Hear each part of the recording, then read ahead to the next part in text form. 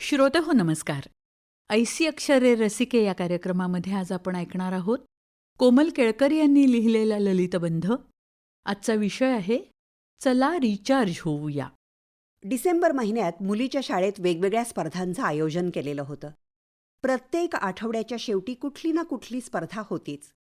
त्यामुळं दिवसभराच्या व्यस्त वेळापत्रकात स्पर्धेच्या तयारीचं काम वाढलेलं होतं. पण यामध्ये सुद्धा एक वेगळी मजा येत होती.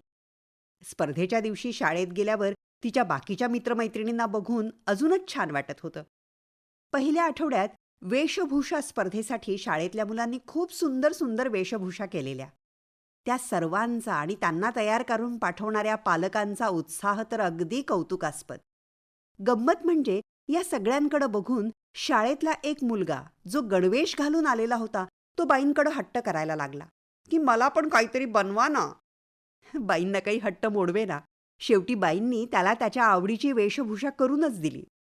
तीच गोष्ट चित्रकला स्पर्धेच्या वेळी झाली. चित्र घरून काढून आणायची होती. पण शाळेत आल्यावर ज्या 2 मुलांनी चित्र काढलेली नव्हती त्यांनी नंतर घरी जाऊन चित्र काढून दुसऱ्या दिवशी शाळेत आणून दिली. कशी गंमत आहे बघा ना. आपण स्वतः काहीतरी कल्पक विचार करून तयार केलेली कृती फक्त आपल्यालाच नाही तर दुसऱ्यांनाही किती आनंद आणि प्रेरणा देते. या मुलांनी तर अगदी कृती सकट याचं उदाहरण माझ्यासमोर ठेवलं. डिसेंबर महिन्यात स्वतःसाठी वेळ काढावा या हेतूनं मी माझ्या फोटो काढण्याच्या छंदाला पॉलिश करायचं ठरवलं. मग महिन्याच्या सुरुवातीपासूनच ठरवून रोज एक फोटो काढायचा असा नियम केला.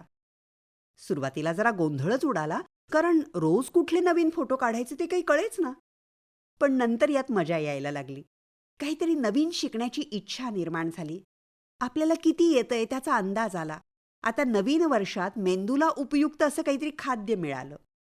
खरं तर आपल्या बाबतीत हे खूपदा होतं. म्हणजे बघा ना, आपण रोजच मोबाईलवर कितीतरी जणांचे स्टेटस बघून व्हिडिओ बघून थोड्या वेळापुरतं का होईना पण उत्साही होतोच की नाही. आपल्याला सुद्धा काही करण्याची इच्छा निर्माण होते त्यामुळं. पण आपली ती इच्छा बऱ्याचदा स्टेटसप्रमाणेच 24 तासात संपून जाते. आयुष्याच्या रुटीनमध्ये दिवस कधी सुरू होऊन कधी संपतो हे कळतही नाही. पण मी काय म्हणते, स्वतःच स्वतःला चॅलेंज देऊन बघूया ना. पुढचे 7 दिवस ठरवून स्वतःसाठी दिवसभरातला अर्धा तास काढायचा.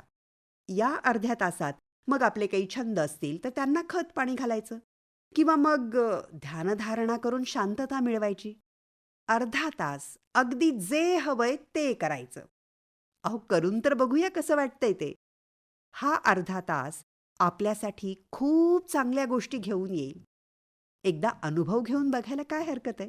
फार फार तर काय होईल, सुरुवातीला अर्ध्या तासाचं काय करायचं हे समजणार नाही. पण नंतर खूप काही सुचत राहील. हे नवं रुटीन आपल्यासाठी नवीन आणि सकारात्मक असं काहीतरी घेऊन येईल आणि त्यामुळं आपली बॅटरी चार्ज होईल. नक्की, अगदी. मग कसली वाट बघताय? चला, स्वतःला रिचार्ज करूया. चला रिचार्ज होऊया. कोमल केळकर यांचा ललितबंध आत्ताच आपण ऐकला ऐसी अक्षरे रसिके या कार्यक्रमामध्ये. वाचक स्वर होता सुनीता तारापुरे यांचा. निर्मिती सहाय्य पूर्वा राणे आणि सादरकर्त्या होत्या ज्योत्स्ना केतकर.